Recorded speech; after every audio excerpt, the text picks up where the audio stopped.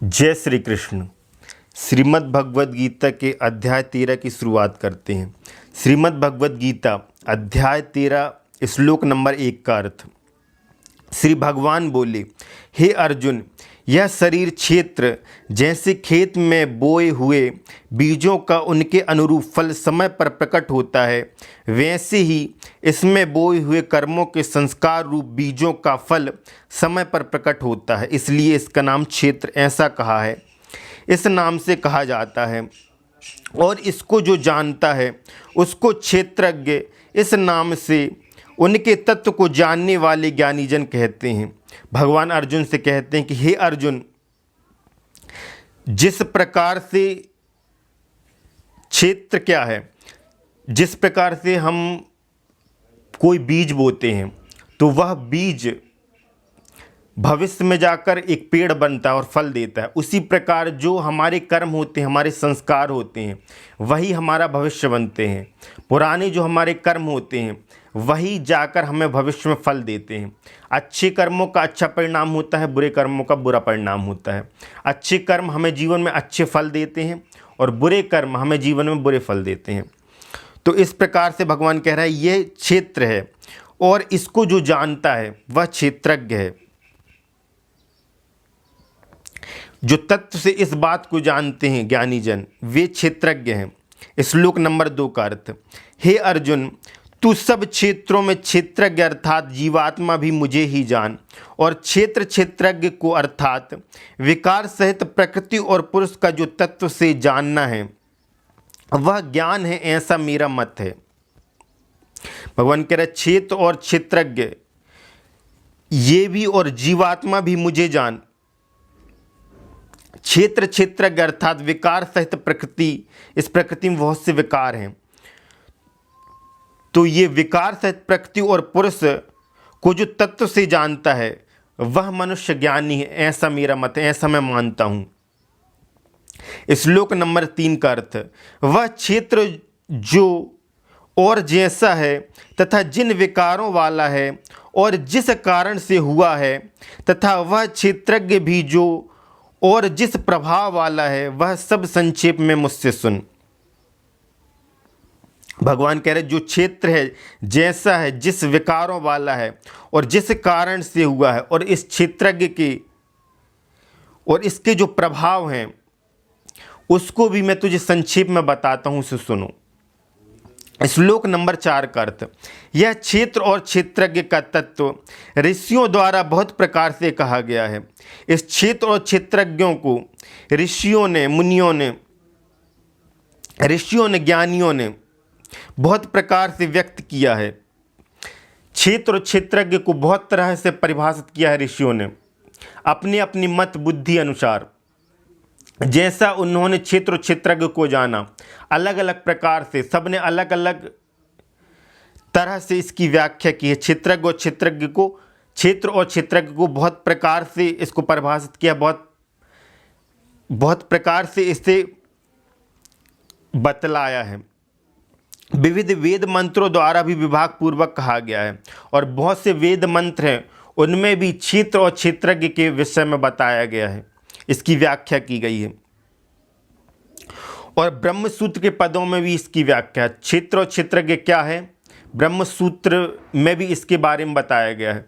ब्रह्म सूत्र प्रस्थानत्रयी का भाग है। प्रस्थानत्रयी के 3 अंग हैं, श्रीमद् भगवद गीता, ब्रह्म सूत्र और उपनिषद। श्लोक नंबर 5 का अर्थ। 5 महाभूत अहंकार, बुद्धि और मूल प्रकृति भी, तथा 10 इंद्रियां, 1 मन और 5 इंद्रियों के विषय अर्थात शब्द, स्पर्श, रूप, रस और गंध।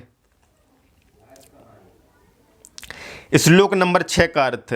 तथा इच्छा, द्वेष, सुख, दुख, स्थूल देह का पिंड, चेतना और घृति, इस प्रकार विकारों के सहित यह क्षेत्र संक्षेप में कहा गया है। ये इच्छा, हमारे अंदर जो द्वेष है, सुख है, दुख है, और स्थूल देह का पिंड, चेतना, ये सब क्षेत्र के अंग हैं, भगवान कह रहे हैं। श्लोक नंबर 7 का अर्थ।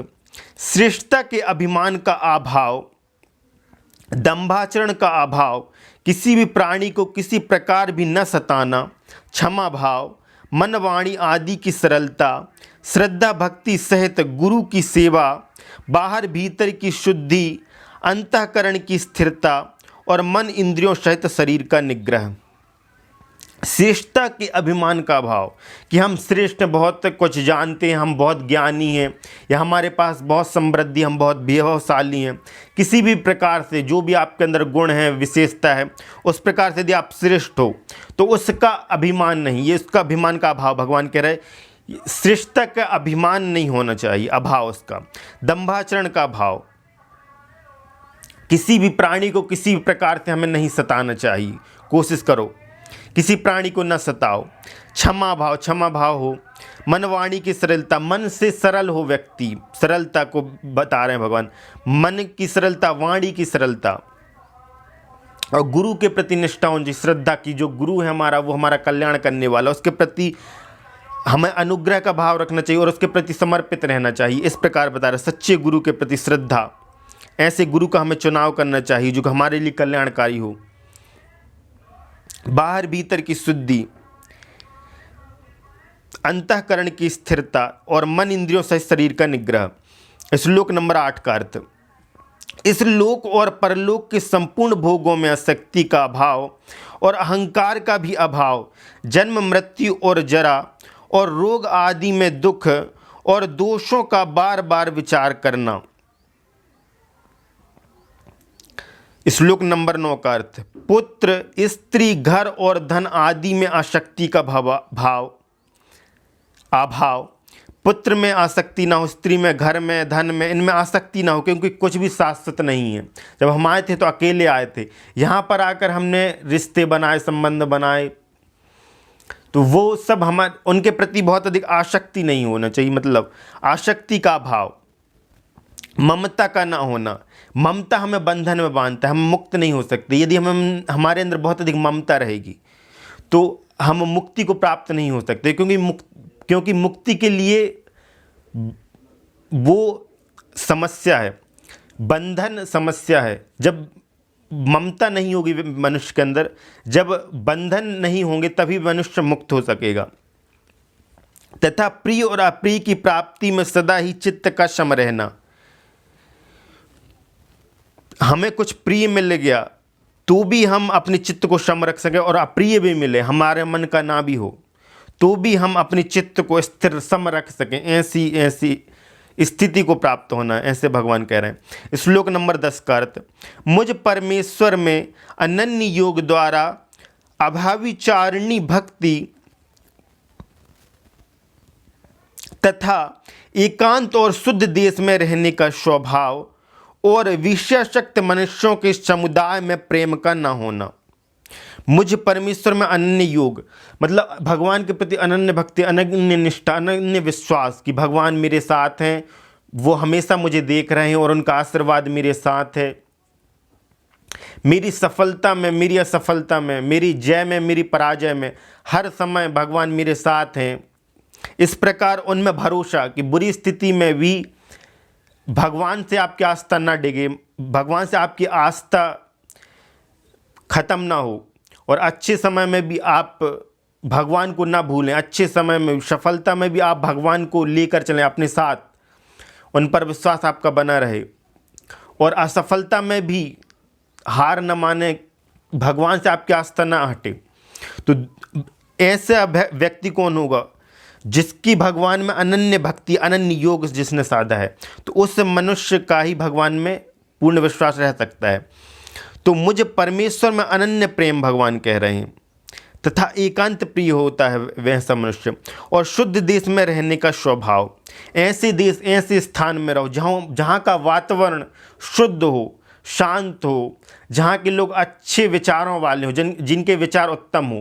क्योंकि जहाँ हम जैसे परिवेश में रहेंगे, हमारा स्वभाव वैसा ही बनेगा, हमारे विचार वैसे ही बनेंगे। क्योंकि हमारा आसपास का जो माहौल होता है, वातावरण होता है, वो हमें प्रभावित करता है। तो हम अच्छे वातावरण में रहेंगे, शुद्ध देश में रहेंगे, जहाँ पे लोगों के उत्तम विचार हैं, अच्छे विचार हैं, अच्छी सोच है, सकारात्मक, दूसरों के प्रति अच्छा सोचते हैं, वो दूसरों के प्रति बुरा नहीं सोचते। ऐसे स्थान में जब हम रहेंगे तो हमारा स्वभाव अच्छा रहेगा। तो भगवान कह रहे हैं ऐसे शुद्ध देश में रहो, शुद्ध देश में रहने का स्वभाव, और विषयाशक्त मनुष्यों के समुदाय में प्रेम का ना होना। जो मनुष्य बहुत अधिक विषयाशक्त है, संसार में बहुत अधिक आसक्ति, सांसारिक वस्तु में बहुत अधिक आसक्ति है, समाज में बहुत अधिक आसक्ति, समाज के प्रति बहुत ज़्यादा सोचते हैं कि समाज हमारे बारे में क्या सोच रहा है या क्या सोचेगा, संसारिक के बारे में सोच रहा है, संसारी में आसक्ति लगी हुई है, समाज के बारे में, लोगों के बारे में सोच रहे हैं। तो बहुत अजीब ऐसे मनुष्य जो बहुत अधिक विषयासक्त है, संसारिक वस्तुओं की चाह है कि हमें ये चाहिए वो चाहिए, यदि नहीं मिलेगी तो फिर वो परेशान होते हैं। तो बहुत अधिक जो मनुष्य बहुत अधिक संसार में आसक्त हैं, तो ऐसे लोगों के प्रति प्रेम नहीं रखना, ऐसे समुदाय से दूर रहो, समुदाय में प्रेम का ना होना, भगवान कह रहे हैं। श्लोक नंबर 11 का अर्थ, अध्यात्म ज्ञान में नित्य स्थिति और तत्व ज्ञान के अर्थ रूप परमात्मा को ही देखना, यह सब ज्ञान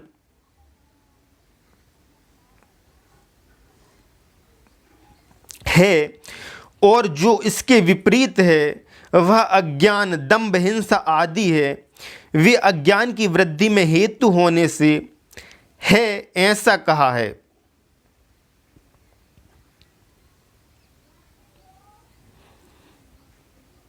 आध्यात्म ज्ञान में नित्य स्थिति कह रहे हैं भगवान, और तत्व ज्ञान के अर्थ रूप परमात्मा को देखना। तत्व ज्ञान का जो अर्थ है, तत्व ज्ञान का जो मूल है, उस मूल के रूप में उस परमात्मा को देखना, उस भगवान को देखना। और इसके विपरीत जो कुछ भी है वह सब अज्ञान है। जो दंभ, हिंसा आदि हैं, वे अज्ञान की वृद्धि में हेतु होने से है, ऐसा कहा है। मतलब ये सब अज्ञान की वृद्धि करने वाले हैं। यदि हमें दंभ हो जाए अपने अंदर तो ये अज्ञान बढ़ाते हैं, हिंसा का भाव अज्ञान बढ़ाता है। श्लोक नंबर 12 का अर्थ, जो जानने योग्य है तथा जिसको जानकर मनुष्य परमानंद को प्राप्त होता है, उसको भली भांति कहूँगा, वह अनादि वाला पर ब्रह्म न सत ही कहा जाता है, न असत ही। भगवान कह रहे हैं जो जानने योग्य है, तो भगवान जानने योग्य है। जो जानने योग्य है, जिसको जानकर मनुष्य परमानंद को प्राप्त होता है। भगवान का नाम परमानंद है, परमानंद स्वरूप है भगवान। तो जो मनुष्य भगवान में लय है, भगवान पर आसक्त है, तो वह परमानंद को अनुभव करता है। जिस समय मनुष्य को परमानंद का अनुभव होने लगे, समझ जाओ कि वो भगवान के बहुत निकट पहुंच चुका है। तो उस स्थिति में मनुष्य परमानंद को अनुभव करता है, भगवान के निकट। तो वह परमानंद क्या है? ना ही सत है और ना ही असत है। श्लोक नंबर 13 का अर्थ, वह सब ओर हाथ पैर वाला, सब ओर नेत्र, सिर और मुख वाला तथा सब ओर कान वाला है, क्योंकि वह संसार में सबको व्याप्त करके स्थित है। भगवान के बहुत हाथ हैं, उनकी लीला परंपार है, हम नहीं जान सकते, हमारा समर्थ नहीं है। बहुत हाथ वाले हैं भगवान के, बहुत हाथ है, कह रहे बहुत पैर हैं, सब ओर नेत्र हैं, सब ओर नेत्र, सब जगह देख रहे हैं। हम उनसे छुपे हुए नहीं हैं, हमारे कर्म उनसे छुपे हुए नहीं हैं। वो सब मनुष्य को देख रहे हैं, सब को देख रहे हैं। गोस्वामी तुलसीदास जी ने कहा न, करे बिन करहि करहि विधि नाना, आनन रहत सकल रस भोगी, बिन बानी बकता बड़ जोगी। तो बिना हाथ पैर के भी वो सब कुछ करने में समर्थ है। तो भगवान के बहुत से हाथ है, बहुत पैर हैं, सब और नेत्र हैं उनके, सब जगह देख रहे हैं। वो बहुत सिर वाले, बहुत मुख वाले, बहुत से कान हैं, सब कुछ सुन रहे हैं, सब कुछ उन्हें पता है। और संसार, क्योंकि वह संसार में सब और सबको व्याप्त करके स्थित हैं, सब और व्याप्त हैं और सबको व्याप्त करके वह स्थित हैं। श्लोक नंबर 14 का अर्थ, वह संपूर्ण इंद्रियों के विषयों को जानने वाला है, परंतु वास्तव में सब इंद्रियों से रहित है तथा आसक्ति रहित होने पर भी सबका धारण पोषण करने वाला और निर्गुण होने पर भी गुणों को भोगने वाला है। संपूर्ण इंद्रियों के जो विषय हैं उनको जानते हैं भगवान, परंतु सब इंद्रियों से रहित हैं, फिर भी वह सब इंद्रियों से रहित हैं, तथा आसक्ति रहित होने पर भी धारण पोषण करने वाले हैं। संसार की समस्त वस्तुओं पर वो अपना अधिकार रखते हैं, आधिपत्य रखते हैं, उनका शासन है, फिर भी वे उन पर आसक्ति नहीं है, उन पर आसक्त नहीं है और सबका धारण पोषण करने वाले। उन्होंने सब को धारण किया हुआ है और सब को धारण किया हुआ और सबका पोषण करते हैं।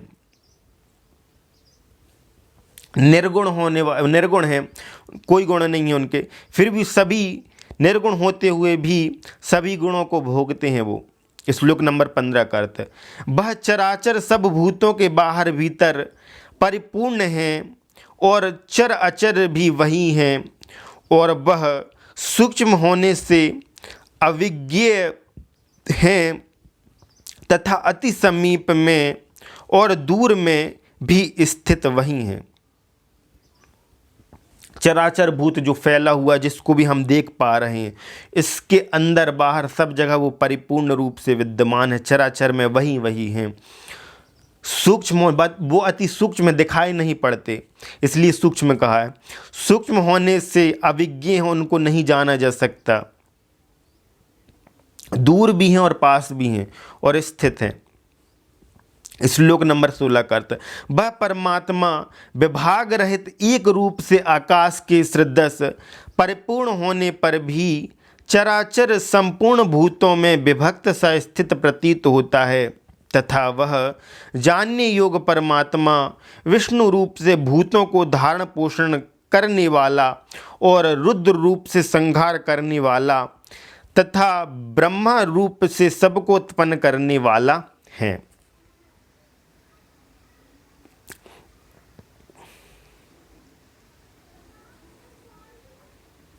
परमात्मा विभाग रहित एक रूप से संपूर्ण सदस्य संपूर्ण चराचर में व्याप्त है, विभक्त हैं।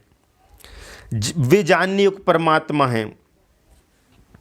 हिंदू धर्म में जैसे हम जानते त्रिदेवों का कॉन्सेप्ट है, 3 मुख्य देव हैं, जिसमें ब्रह्मा जी को सृष्टिकर्ता कहा गया है। वो सृष्टि का निर्माण करते हैं, सृष्टि को बनाते हैं। उसके बाद जो विष्णु भगवान हैं वो इसको धारण करते हैं और इसका पोषण करते हैं। विष्णु भगवान ने इनको इस संसार को धारण किया हुआ है और इसका पालन करते हैं, पोषण करते हैं। और रुद्र भगवान शिव इसका संहार करने वाले संहार करते हैं। श्लोक नंबर 17 का अर्थ, वह पर ब्रह्म ज्योतियों का भी ज्योति एवं माया से अत्यंत परे कहा जाता है। वह परमात्मा बोध स्वरूप जानने के योग्य एवं तत्व ज्ञान से प्राप्त करने योग्य हैं और सबके हृदय में विशेष रूप से स्थित हैं। वह परब्रह्म ज्योतियों का भी ज्योति, सब ज्योतियों से बड़ी है उनकी ज्योति। कोटि सूर्य कोटि चंद्र के समान उनका तेज है कहा गया है। सब ज्योतियों से बड़ी उनकी ज्योति है भगवान की। माया से परे, माया से नहीं जाने जा सकते। जानने योग्य, तत्व ज्ञान से प्राप्त करने योग्य हैं, वो जानने योग्य हैं। और तत्व, जो मनुष्य तत्व को जान पाता है, जानता है, वो उनको जान पाता है, जान सकता है। तत्व ज्ञान से वह जानने में आते हैं, जानने योग्य हैं। सबके हृदय में विशेष रूप से स्थित हैं और वो सबके हृदय में स्थित हैं। श्लोक नंबर 18 का अर्थ, इस प्रकार क्षेत्र तथा ज्ञान और जानने योग्य परमात्मा का स्वरूप संक्षेप में कहा गया। मेरा भक्त इसको तत्व से जानकर मेरे स्वरूप को प्राप्त होता है। भगवान कह रहे इस प्रकार क्षेत्र ज्ञान जानने योग्य परमात्मा का स्वरूप है और तत्व को जो जानता है जीव, तत्व की बहुत तरीकों से ऋषि मुनियों ने अलग अलग प्रकार से परिभाषित किया है इस क्षेत्र और क्षेत्रज्ञ के बारे में। पुराणों में, वेदों में अलग अलग प्रकार से इसकी व्याख्या की गई है, उस तत्व की व्याख्या की गई है। और उस तत्व को जानकर जीव भक्त भगवान के स्वरूप को प्राप्त कर पाता है, प्राप्त कर सकता है। श्लोक नंबर 19 का अर्थ, प्रकृति और पुरुष इन दोनों को ही तू अनादि जान और राग द्वेषादि विकारों को तथा त्रिगुणात्मक संपूर्ण पदार्थों को भी प्रकृति से ही उत्पन्न जान। प्रकृति और पुरुष ये दो हैं जो चराचर को चला रहे हैं। राग द्वेषादि विकारों को तथा त्रिगुणात्मक संपूर्ण पदार्थों को भी प्रकृति से उत्पन्न जान। जो भी राग द्वेष हैं, जो भी विकार उत्पन्न होते हैं, ये सब प्रकृति से उत्पन्न होते हैं। और त्रिगुणात्मक संपूर्ण पदार्थ, सब पदार्थों में 3 गुण विद्यमान है। त्रिगुणात्मक है हर पदार्थ, यहाँ पे सत्व रज और तम से बना हुआ है। ये प्रकृति है, जो प्रकृति है इसमें पदार्थ 3 गुण हैं प्रकृति में, तो ये सब प्रकृति से उत्पन्न हुए हैं, ऐसा जानो। श्लोक नंबर 20 का अर्थ, कार्य को उत्पन्न करने में हेतु प्रकृति कही जाती है और जीवात्मा सुख दुखों के भोक्तपन में अर्थात भोगने में हेतु कहा जाता है। कार्य करने वाली प्रकृति कार्य को उत्पन्न करने वाली प्रकृति है और जीवात्मा इस प्रकृति में रहते हुए सुख दुखों का भोग करता है, सुख दुखों में पड़ता है।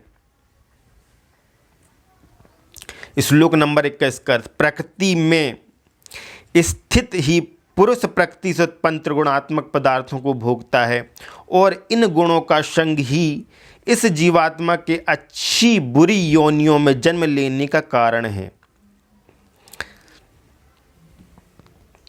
प्रकृति और पुरुष ये दो हैं। इसमें प्रकृति में त्रिगुणात्मक पदार्थ हैं। इन गुणों के संग के ही द्वारा जीवात्मा अच्छी और बुरी योनियों में जन्म लेता है। तो प्रकृति में 3 गुण बताए गए हैं, सत्व रज तम, 3 गुणों से ये प्रकृति बनी हुई है। ये ही गुण जीवों में आत्मा में अलग अलग प्रकार से विद्यमान होते हैं। किसी में कोई गुण अधिक होता है, कोई गुण कम होता है। तो हर जीव में यह गुण, 3 गुण विद्यमान होते हैं, भिन्न भिन्न मात्रा में होते हैं। तो उन्हीं गुणों के अनुसार ही जीव अच्छी और बुरी योनियों को प्राप्त होता है। जिसमें अच्छे गुण होते हैं तो वो अच्छी योनियों को प्राप्त होते हैं और बुरे गुण होते हैं तो वो जीव बुरी योनियों को प्राप्त होते हैं, भोग करते हैं बुरे कर्मों का और अच्छे कर्मों का। इस प्रकार से जीवात्मा भोग करती है। श्लोक नंबर 22 का अर्थ, इस देह में स्थित यह आत्मा वास्तव में परमात्मा ही है। वह साक्षी होने से उपद्रष्टा और यथार्थ सम्मति देने वाला होने से अनुमंता, सबका धारण पोषण करने वाला होने से भरता, जीव रूप से भोक्ता, ब्रह्मा आदि का भी स्वामी होने से महेश्वर और शुद्ध सच्चिदानंद घन होने से परमात्मा, ऐसा कहा गया है। भगवान कह रहे हैं यही आत्मा, इसी आत्मा की जब वृद्धि होती है, इसका प्रभाव बढ़ता है, इसका प्रभाव क्षेत्र बढ़ता है, तो यह परमात्मा को प्राप्त कर पाती। परमात्मा स्वरूप ही है या परमात्मा का ही अंश है। जब हमारी आत्मा अधिक शुद्ध होती है, अधिक उन्नत होती है, इसका प्रभाव बढ़ता है, तो यह इसके अंदर परमात्मा का अंश बढ़ता जाता है। ये जीवात्मा परमात्मा का ही अंश है। भगवान कह रहे हैं जो हमारी आत्मा है ये परमात्मा से ही बनी हुई है, परमात्मा का ही एक अंश है। यदि ये सबका धारण पोषण करने वाली हो जाए तो ये भरता हो जाती है।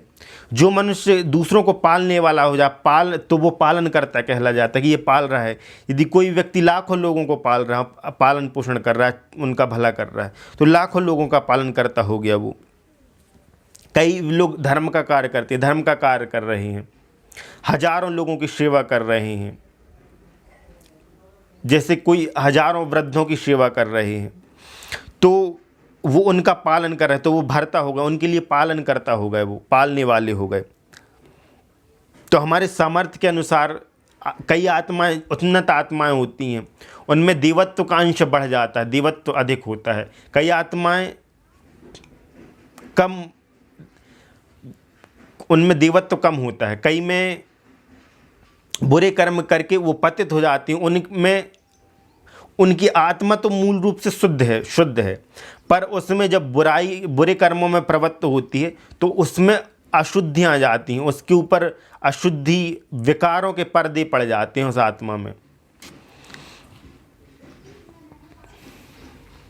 तो जीव रूप से भोगता है, जीव रूप में यही आत्मा भोग करती है।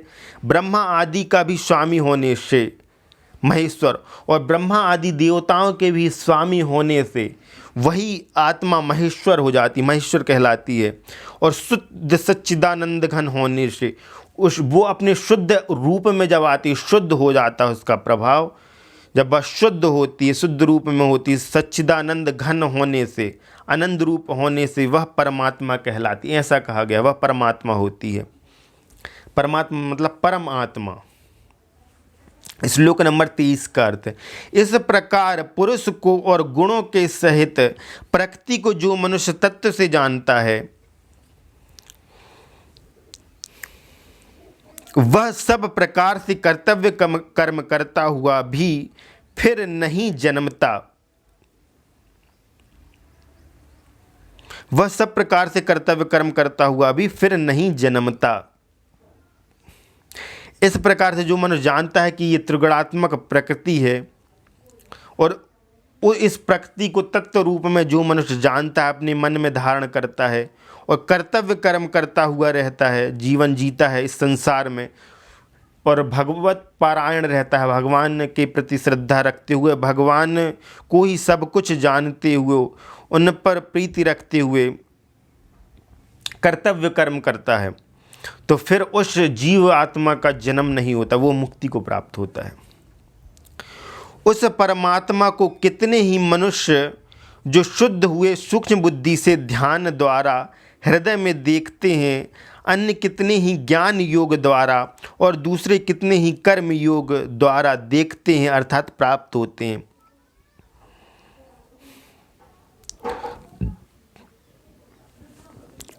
भगवान कह रहे हैं, बुद्धि से कई लोग ध्यान योग के द्वारा, ध्यान को साध कर उस परमात्मा को देखते हैं। कई लोग ज्ञान योग के माध्यम से, ज्ञान को साध कर उस परमात्मा को देख पाते हैं।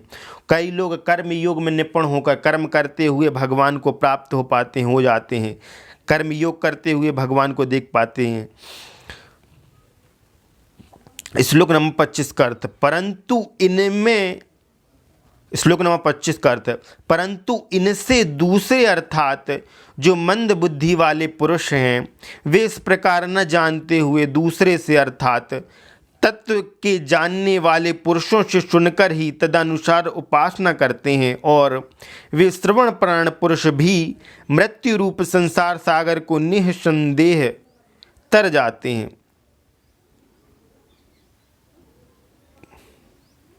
भगवान कह रहे हैं, जो मंद बुद्धि पुरुष हैं, जो उस परमात्मा को नहीं जान पाते, वह भी जो मनुष्य तत्व ज्ञान को जानता है, जो तत्व ज्ञानी पुरुष हैं, उनका अनुसरण करते हैं, उनके अनुसार चलते हैं, उन जैसे वो उपासना कर रहे हैं, उनकी बातों को मानकर, जो तत्वज्ञानी पुरुष हैं उनकी बातों को मानकर, जो मंद बुद्धि पुरुष हैं, वे भी उनको सुनकर इस जो मृत्यु रूप संसार सागर है, इससे निस्संदेह तर जाते हैं। भगवान कह रहे हैं।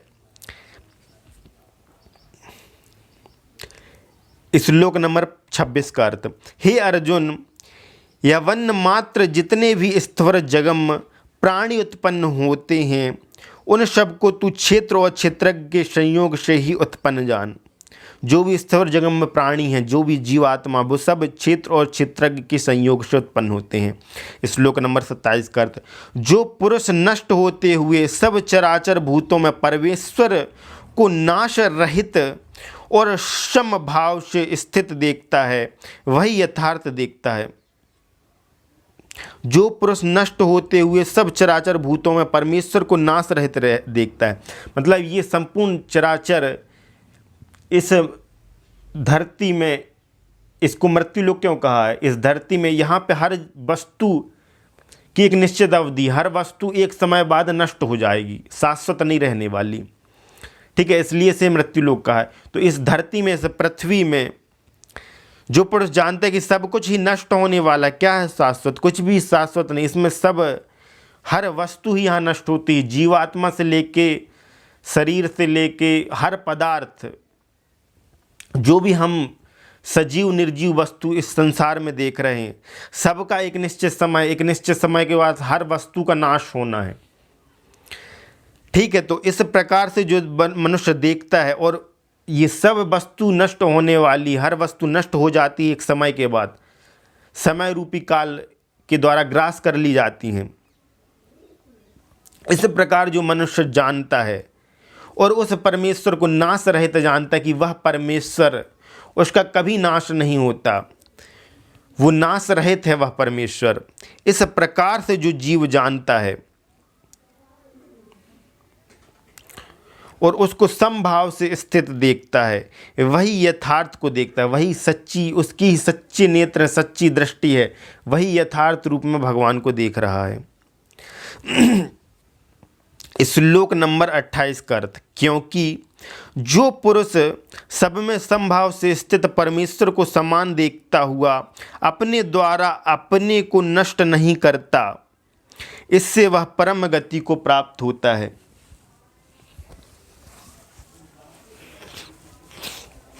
तो समभाव से स्थित परमेश्वर को जो मनुष्य समान रूप से देखता है, वह मनुष्य अपने को नष्ट नहीं करता, क्योंकि वो जानता है कि यहाँ सब कोई भी वस्तु शाश्वत नहीं है, तो वह परमात्मा में उसकी प्रीति रहती है और वो परम गति को प्राप्त होता है। श्लोक नंबर 29 का अर्थ, और जो पुरुष संपूर्ण कर्मों को सब प्रकार से प्रकृति द्वारा ही किए जाते हुए देखता है और आत्मा को अकर्ता देखता है, वही यथार्थ देखता है। जो मनुष्य इस प्रकार से देखता है कि कर्म करने वाला वह नहीं है, प्रकृति उससे कर्म करा रही, हमारा समर्थ नहीं हम कर सकें, बड़े बड़े कर्म करने वाले, छोटे छोटे कर्म करने वाले भी, सब प्रकार से सब कर्मों का कर्ता कौन है? भगवान है। जो इस प्रकार देखता है कि प्रकृति हमारे द्वारा कर्म कराती है और आत्मा को अकर्ता जानता है कि आत्मा कुछ भी नहीं करती, वह तो शुद्ध सच्चिदानंद घन का स्वरूप है, अंश है, वही यथार्थ को देखता है। श्लोक नंबर 30 का अर्थ, जिस क्षण यह पुरुष भूतों के पृथक पृथक भाव को एक परमात्मा में ही स्थित तथा उस परमात्मा से ही संपूर्ण भूतों का विस्तार देखता है, उसी क्षण वह सच्चिदानंद घन ब्रह्म को प्राप्त हो जाता है। जिस क्षण पुरुष भूतों के पृथक पृथक भाव को देखता है कि हर वस्तु का अपना गुण है, अलग अलग स्वभाव भगवान ने बनाया हुआ है, कितने रंगों से रचा है सृष्टि को, भगवान ने रंगीन बनाया है, विविध विविध प्राणी हैं इस जगत में, विविध विविध वनस्पतियां हैं, पेड़ पौधे हैं, जीव हैं, जंतु हैं, बहुत सी चीज़ें हैं। तो पृथक पृथक वस्तुएं हैं इस संसार में, और इस प्रकार से संपूर्ण भूतों को फैला हुआ देखता है, उसी क्षण वह सच्चिदानंद घन को प्राप्त होता है कि भगवान, सब भगवान ने ही रचा है। जब सब कुछ भगवान ने ही रचा है तो क्या वैर करना किसी, सब भगवान का ही अंश है। तो इस प्रकार से जो सम्यक भाव से देखता है, वैर भाव नहीं रखता, वैर भाव का त्याग कर देता है, वह उसी क्षण वह क्या सच्चिदानंद घन परमात्मा को प्राप्त हो जाता है, वह परब्रह्म परमात्मा के अंश को अनुभव करने लगता है। श्लोक नंबर 31 का अर्थ, हे अर्जुन, अनादि होने से और निर्गुण होने से यह अविनाशी परमात्मा शरीर में स्थित होने पर भी वास्तव में न तो कुछ करता है और न लिप्त ही होता है। भगवान अनादि है, उनकी सीमा नहीं है। निर्गुण होने से वे अविनाशी, उनका कभी नाश नहीं होता, वह किसी भी वस्तु में लिप्त नहीं है। श्लोक नंबर 32 का अर्थ, जिस प्रकार सर्वत्र व्याप्त आकाश सूक्ष्म होने के कारण लिप्त नहीं होता, वैसे ही देह में सर्वत्र स्थित आत्मा निर्गुण होने के कारण देह के गुणों से लिप्त नहीं होता। जिस प्रकार ये आकाश है, इसका स्वरूप सूक्ष्म है, फिर भी यह आकाश संपूर्ण चराचर को धारण किया हुआ है, संपूर्ण चराचर इसमें है, स्थित है, संपूर्ण पृथ्वी, संपूर्ण ब्रह्मांड इस पर स्थित हैं, चराचर इसमें स्थित है। सूक्ष्म होने के कारण लिप्त नहीं है, वैसे ही देह में सर्वत्र स्थित आत्मा निर्गुण होने के कारण देह के गुणों से लिप्त नहीं है। वैसे ही आत्मा निर्गुण होने के कारण क्या नहीं है? देह के गुणों से लिप्त नहीं है। श्लोक नंबर 33 का अर्थ, हे अर्जुन, जिस प्रकार एक ही सूर्य इस संपूर्ण ब्रह्मांड को प्रकाशित करता है, उसी प्रकार एक ही आत्मा संपूर्ण क्षेत्र को प्रकाशित करता है। जिस प्रकार ये एक सूर्य है, वो सूर्य जो है संपूर्ण ब्रह्मांड को प्रकाशित कर रहा है, सभी हमारी पृथ्वी को प्रकाशित कर रहा है। हमारे पृथ्वी में जीवन है, उसके पीछे कारण क्या है? सूर्य। यदि सूर्य ना हो तो हम जीवित नहीं रह सकते। सूर्य हमारे लिए जीवन स्वरूप है, हमें प्राण देने वाले हैं। सूर्य के कारण ही पेड़ पौधे, वनस्पतियाँ, जीव, सब में जान है। सूर्य के कारण ही प्रकाश संश्लेषण की क्रिया होती है, तभी ये पेड़ पौधे विकसित होते हैं। तो उसी प्रकार एक ही आत्मा संपूर्ण क्षेत्र को प्रकाशित करती है, उसी प्रकार वह आत्मा संपूर्ण जगत को प्रकाशित करने वाली है। इस प्रकार क्षेत्र और क्षेत्रज्ञ के भेद को तथा कार्य सहित प्रकृति से मुक्त होने को जो पुरुष ज्ञान नेत्रों द्वारा तत्व से जानते हैं, वे महात्मा जन पर ब्रह्म परमात्मा को प्राप्त होते हैं। जो पुरुष इन ज्ञान नेत्रों के द्वारा तत्व से उस परमात्मा को तत्व का बार बार मंथन करना होता, भगवान के स्वरूप का, भगवान की लीला का, भगवान के प्रभाव का, उस तत्व का मंथन करना पड़ता है। तो ऋषिगण उस तत्व को अलग अलग तरह से बखान करते हैं, भगवान के गुणों को, तो उस तत्व को वो जानते हैं। इस कारण जो पुरुष उस तत्व को जानते हैं, वह परब्रह्म परमात्मा को प्राप्त होते हैं।